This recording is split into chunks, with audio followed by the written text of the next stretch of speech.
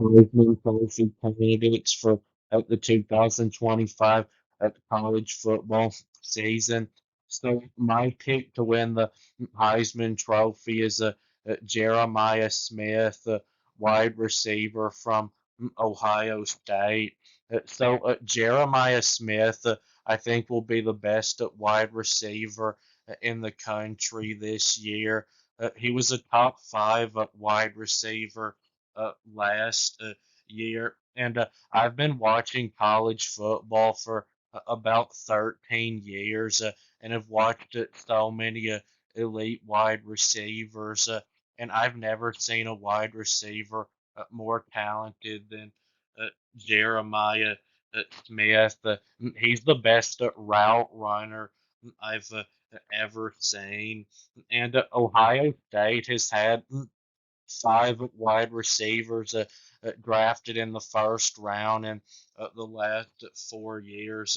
The two best probably being Marvin Harrison and Emeka Egbuka. And Jeremiah Smith has a higher ceiling than both of those do. And Ohio State's wide receiver coach, who is probably the best one in the country at that, Brian Hartline is his name, will be their offensive coordinator this year. And Jeremiah Smith will for sure be a top five pick in the 2027 NFL draft. And with Emeka Egbuka leaving, because Emeka Egbuka was almost as good as Jeremiah Smith. Jeremiah Smith should put up even bigger numbers than he did last year. And last year he put up huge numbers. He had 76 catches for 1,315 yards and 15 touchdowns and averaged at 17.3 yards a catch in 16 games. And there was only one game last year that Jeremiah Smith couldn't really get involved in, and that was the Texas game. But the three other playoff games, watching him in those is what made me think he's one of the top candidates to win the Heisman Trophy for this season. Because in those three games, he had a total of 378 yards on 18 catches and five touchdowns, and those were against Notre Dame and Oregon and Tennessee, who were three of the best defenses in the country last year. But Ohio State having an inexperienced quarterback this year could hold him back. And at number two is Carson Beck, a quarterback from Miami. So Carson Beck is number two on here because Miami might have the best offensive line in the country this season because they had a top five offensive line last year, and they have all five starters coming back. So it's the same line, just more experience. So I know it's going to be a top five offensive line in the country. And while most quarterbacks still aren't great runners, even though good running quarterbacks are becoming more common nowadays. Carson Beck is below average as a runner. In 2023, when Georgia had an offensive line as good as Miami had in 2024, Carson Beck only had 116 yards rushing and averaged just 1.9 yards per run. And in 2024, he only had 71 yards rushing and averaged just 1.3 yards per run. And Carson Beck, I would say, is the best pocket passer of all the quarterbacks on this list. But he's an example of why football is such a team effort, and the Heisman Trophy really isn't done completely fairly. Because if Carson Beck had an average offensive line, he would just be a good quarterback. But with an elite offensive line, I think that he can be an elite quarterback because he's really good at reading defenses, and he throws a great deep ball. But when Georgia's offensive line got worse in 2024, his numbers went down. And if Miami does lose the battle at the line of scrimmage, Carson Beck will struggle. For example, when Ole Miss's defensive line dominated Georgia's offensive line last season, Carson Beck just had 186 yards passing and averaged just 6 yards a throw, and turned the ball over twice. And Georgia just scored 10 points. But I've got Carson Beck below Jeremiah Smith because Miami loses all four of their good wide receivers from last season. And number three is Garrett Nussmeier, a quarterback from LSU. Though Nussmeier is even more of a statue than Carson Beck is, because last year LSU had one of the best offensive lines in the country, and Nussmeier had negative 38 yards rushing. And LSU this year loses 4 out of 5 starters on their offensive line. But Nussmeier had 4,052 yards passing last season, and that's possibly enough to win the Heisman Trophy. And he threw 29 touchdown passes, and he did throw 12 interceptions though, and that needs to go down. And he averaged 7.7 yards a throw, which is good but not great, and completed at 64.2% of his passes, which is good. But to be great, you need to complete at least at 65%. And when Nussmeier has time in the pocket, I think he's an elite thrower of the football. But I still think Jaden Daniels is not only a better athlete than Garrett Nussmeier is. I also think he's a better pocket passer too than Nussmeier is. But Nussmeier will have better wide receivers than Carson Beck will. And number four is Cade Klubnik, a quarterback from Clemson. Cade Klubnik is a pretty good runner.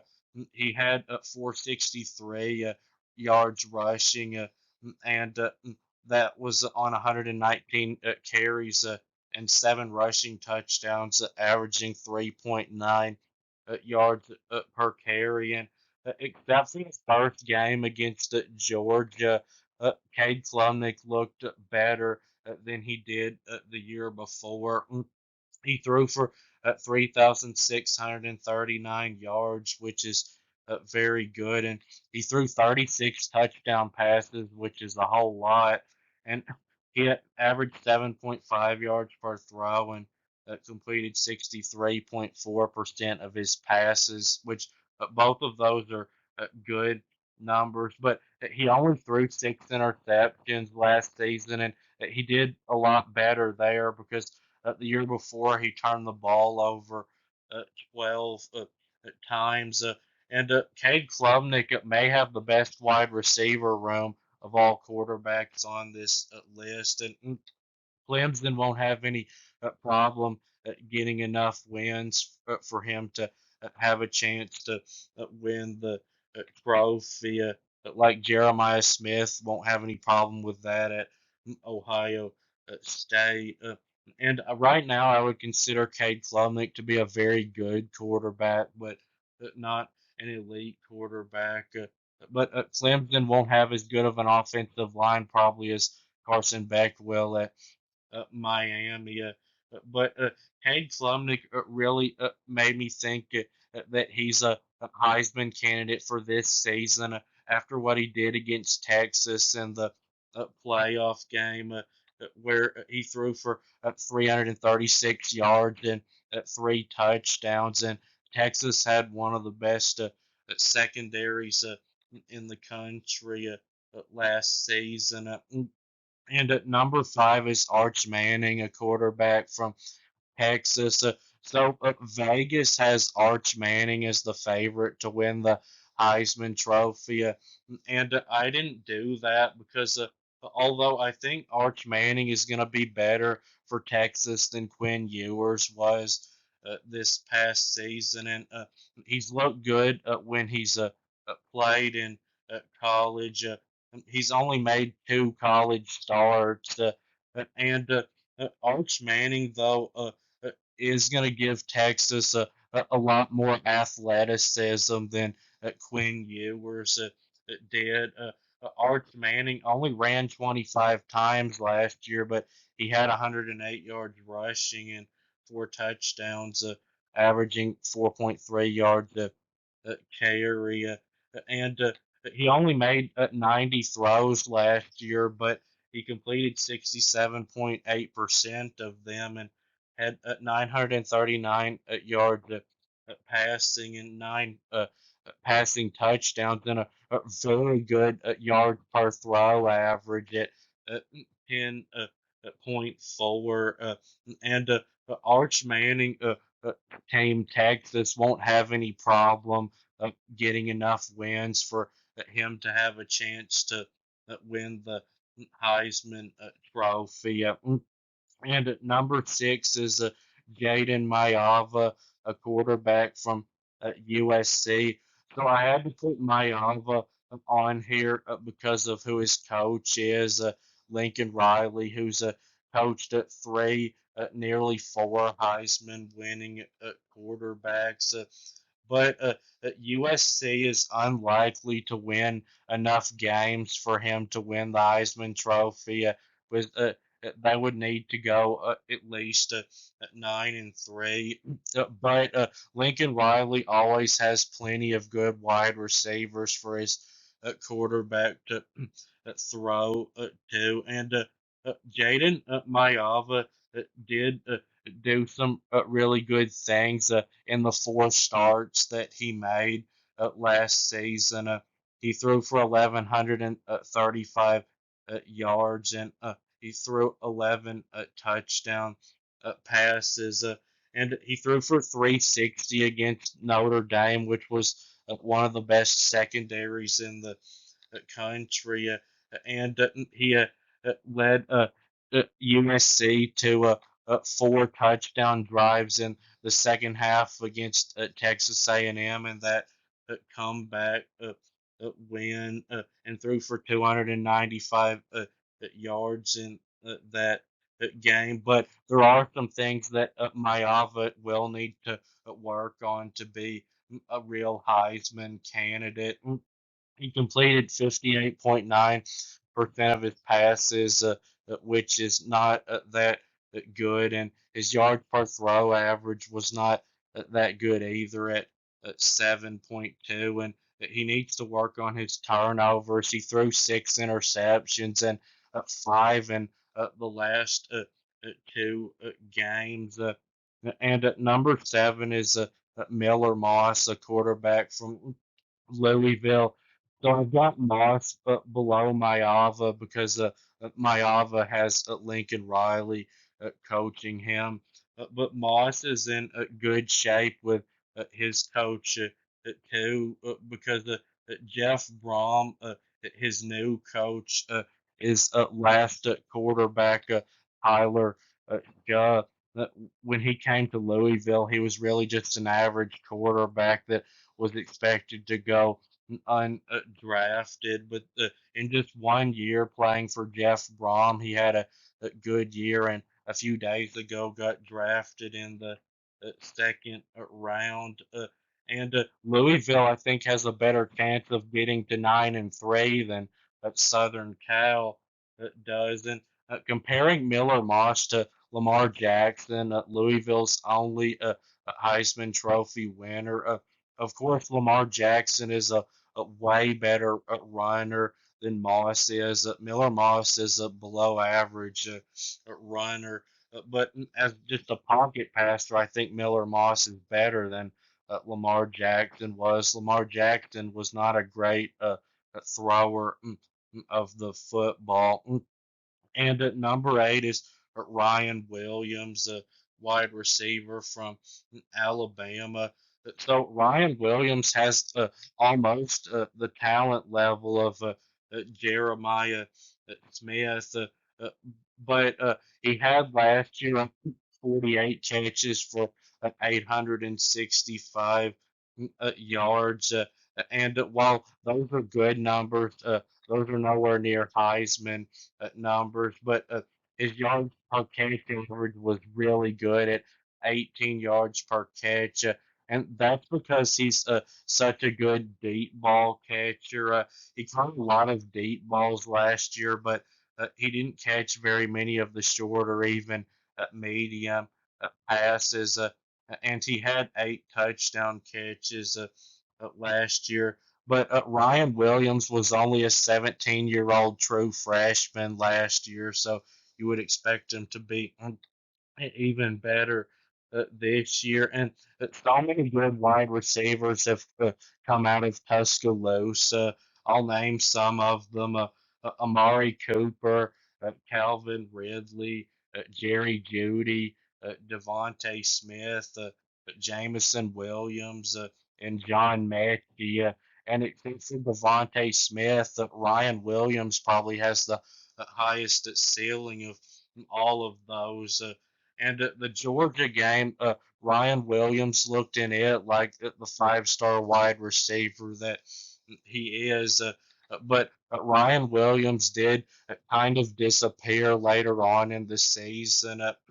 Like in the bowl game, Alabama probably lost that game because Ryan Williams wasn't able to get involved. He had 3 catches, but only 8 yards. But Milroe leaving could hold Williams back because while Milroe was nowhere close to a great quarterback, he was a really good deep ball passer. But Ryan Williams coached at Kalen DeBoer has coached 3 really good receivers when he was at Washington, including Roma Dunse, who got drafted in the first round. And at number 9 is Jeremiah Love, a running back from Notre Dame. So Love last year had a 1,125 yards, uh, which I know is nowhere near a Heisman amount of yards, but he did have 17 touchdowns and he averaged 6.9 yards per carry, which is very hard to do. And he only had 163 carries last year, and part of why he didn't have more yards than he did last season was because of an ankle injury that he was dealing with in all 4 playoff games. That caused him to only get a total of 29 carries for 176 yards in those 4 games. But he had last year 5 games of over 100 rushing yards. And Love will still have to share carries with Jadarian Price, who is also a good running back. But with Riley Leonard going, Jeremiah Love's number of carries should go up because there won't be all those design quarterback runs. And Notre Dame won't have any problem getting enough wins for him to have a chance to win the award, and he'll have one of the best offensive lines in the country blocking for him. And at number 10 is Kevin Jennings, a quarterback from SMU.